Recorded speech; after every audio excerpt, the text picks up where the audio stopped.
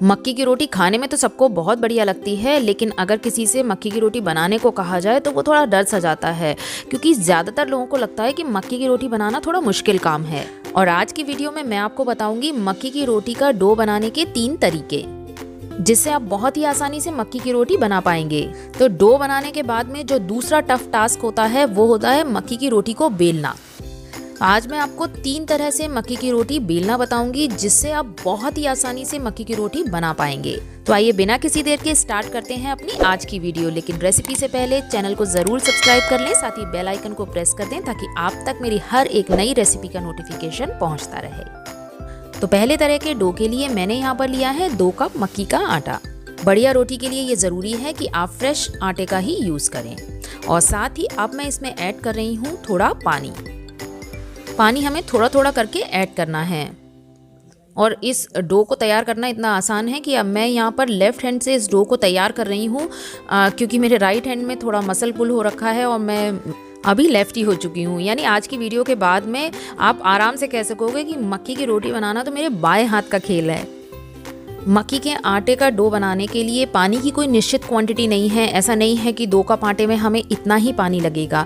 ये इस बात पर डिपेंड करता है कि जो मक्की का आटा हम यूज़ कर रहे हैं उसकी क्या वैरायटी है। हो सकता है कि वो ज़्यादा पानी एब्जॉर्ब कर रहा हो, तो इसलिए हम कोई डेफिनेट क्वांटिटी पानी की यूज़ नहीं करेंगे।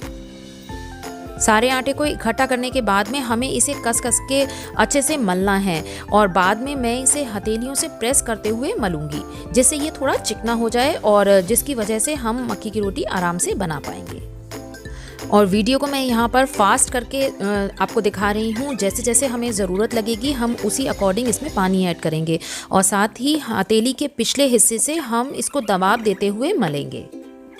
तो थोड़ा सा मलने के बाद में मैं आपको इसका टेक्सचर दिखाती हूँ। ये देखिए, ये बहुत ही आसानी से अलग हो गया। इसका मतलब अभी हमें इसे और ज़्यादा मलना है।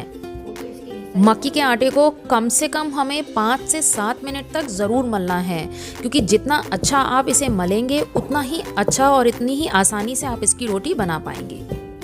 तो लगभग यहाँ पर मुझे 7 मिनट हो चुके हैं और अब मैं आपको दिखाती हूँ कि ये डो देखने में कैसा है। इसमें थोड़ा लचीलापन आ गया है और आप देख रहे हैं कि एकदम आसानी से नहीं अलग हो रहा है।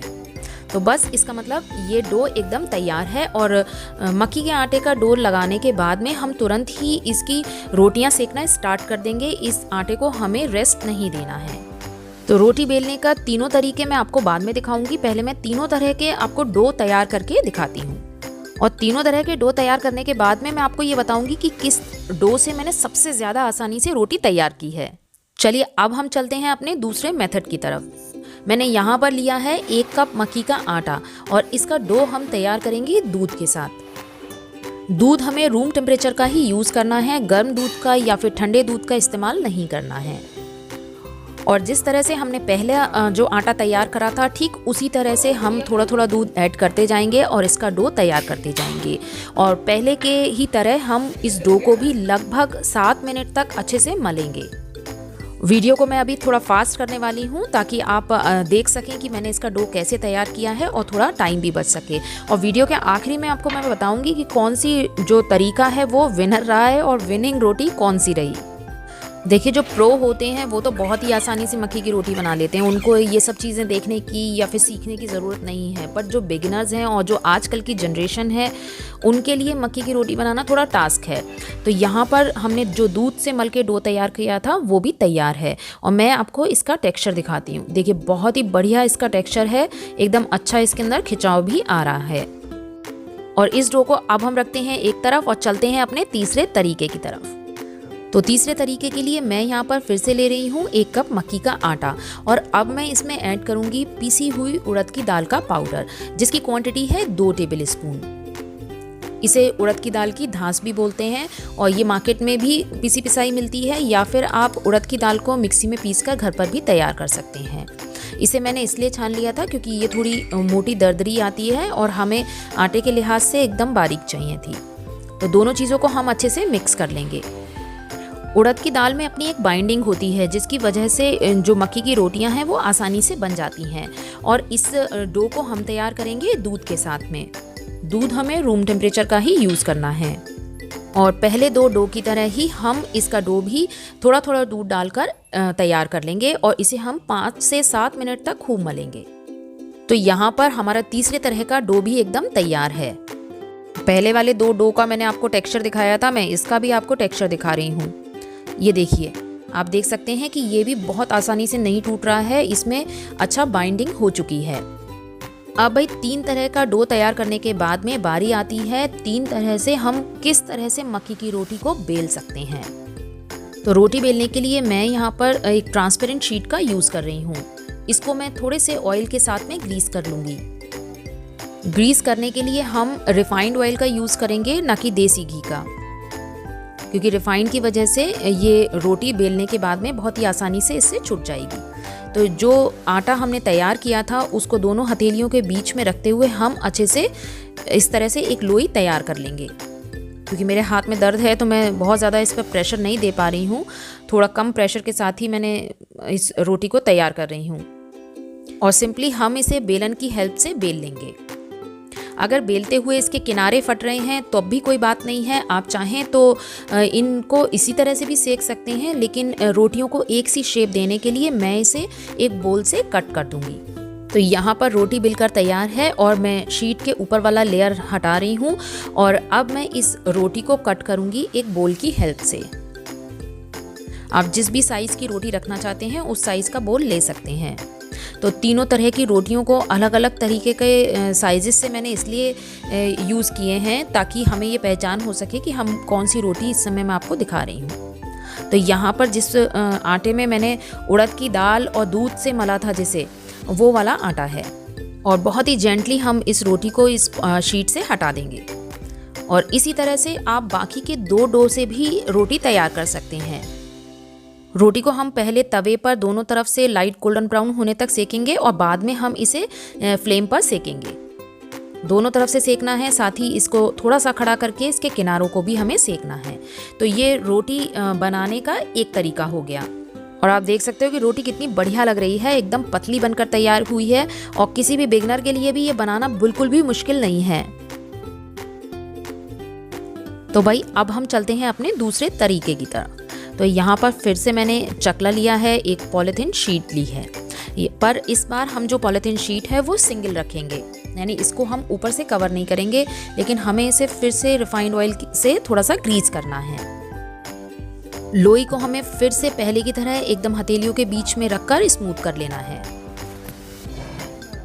और इसे बेलने के लिए हम इसके ऊपर थोड़ा थोड़ा सूखा मक्के का आटा डालते जाएंगे और इसे बेलन की हेल्प से बेलते जाएंगे।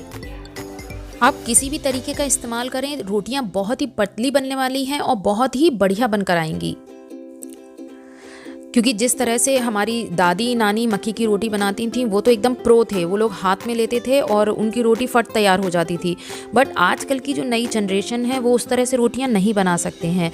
तो यहाँ पर मैंने थोड़े छोटे साइज़ का बोल लिया है और रोटी को कट किया है। और यहाँ पर जो मैंने आटा यूज़ किया है वो वाला आटा है जिसको कि हमने पानी से तैयार करा था। और इसे भी हम पहले की तरह ही बहुत जेंटली पॉलीथीन से हटाएंगे और दोनों तरफ से लाइट गोल्डन ब्राउन तवे पर सेक लेंगे और उसके बाद में हम इसे फ्लेम पर सेकेंगे।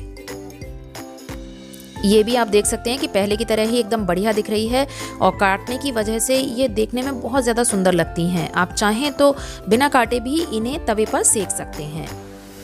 तो भाई इसके बाद में हम चलते हैं अपने दूध से मले हुए आटे की रोटी बनाने की तरफ। फिर से हम पहले की तरह ही लोई को एकदम हाथों के बीच में रख के स्मूथ कर लेंगे और उसके बाद में मैं इसे ग्रीस्ड पॉलीथीन शीट पर रखूंगी। पॉलीथीन को हमें रिफाइंड ऑयल से ही ग्रीस करना है। हल्का सा हाथ से टैप कर लें और जो दूसरा सिरा है पॉलीथीन शीट का उसको भी ग्रीस करके हम इसके ऊपर कवर कर देंगे। हाथ से इसे थोड़ा सा प्रेस करें और इसके बाद में हम इसे बेलन से बेल लेंगे। और बेलन से थोड़ा बड़ा करने के बाद में अगर ये थोड़ी पूरी तरह से राउंड नहीं हुई है तो हम इसे फिंगर की हेल्प से फैलाकर थोड़ा राउंड शेप में कर देंगे ताकि रोटी देखने में सुंदर लगे। क्योंकि इस रोटी को हम पहले 2 रोटी की तरह बोल से काटने वाले नहीं हैं। और अभी मैं दिखाऊंगी कि ये रोटी कितनी बढ़िया बिली है और एकदम पतली है और साथ ही इसके जो किनारे हैं वो भी बिल्कुल भी नहीं फटे हैं। ये देखिए कितनी बढ़िया रोटी बनी है और मैं आपको अभी दिखाती हूँ कि ये कितनी पतली है। और इसको भी हम पहले की 2 रोटी की तरह ही सेक लेंगे। तो देखिए भाई, 3 तरह से डो तैयार करने के बाद में और 3 तरह से रोटी बेलने के बाद में अब बारी आती है ये जानने की कि सबसे बढ़िया रोटी किस तरह के डो से तैयार हुई। देखिए भाई, रिजल्ट से पहले मैं आपको बता दूं कि रोटी का डो आप किसी तरह से तैयार करें, रोटी किसी तरह से भी बेलें, लेकिन उसे सर्व करने से पहले उस पर खूब सारा घी या बटर लगा के ज़रूर रखें। तो फाइनली मैं अब आपको बताती हूँ कि हमारी विनिंग रोटी कौन सी है। ये रही हमारी विनिंग रोटी, और जिसका डो हमने तैयार किया था दूध के साथ में। आप यकीन मानिए, इस रोटी को बनाने में बेहद मज़ा आया था। साथ ही ना तो इसके किनारे फटे थे और ये खाने में भी बहुत ही खस्ता बनी है। तो अब की बार आप भी मक्की की रोटी बनाने के इन तीनों तरीकों को ट्राई करना, और आपको कौन सा तरीका सबसे बढ़िया लगा मुझे कमेंट सेक्शन में लिख के ज़रूर बताइएगा। फिर मिलती हूँ एक नई रेसिपी के साथ। Till then take care and keep watching binge cravings.